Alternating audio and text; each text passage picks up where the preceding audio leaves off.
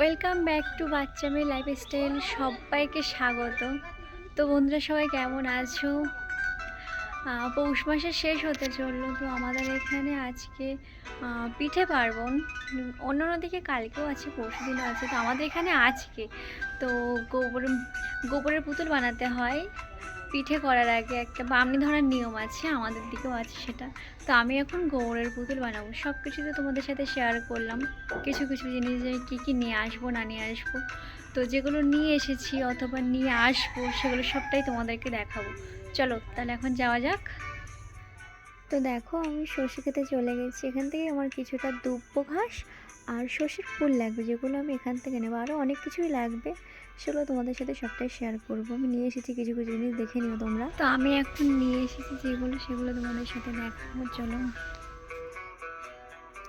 তো এগুলো আমি নিয়ে এসেছি। এখানে আছে চন্দন, সিঁদুর, বেলপাতা, গাঁদা ফুল, গোবর, তুলসী পাতা, সর্ষে, কাঁচা সর্ষে যেগুলো বার হয়েছে নতুন, সেই সর্ষেগুলো, আর চালের গুঁড়ো।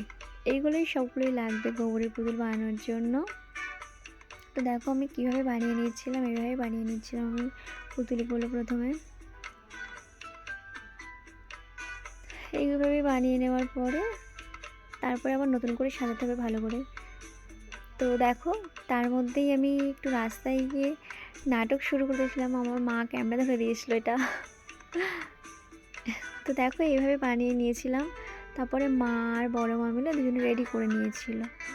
তো দেখো পুরো ফুল রেডি করার পর এটাই হয়েছে। তারপরে এইভাবে দিতে হয়। তো এই পর্যন্ত আজকে আমার ভিডিওটা। ভালো লাগলে লাইক করুন।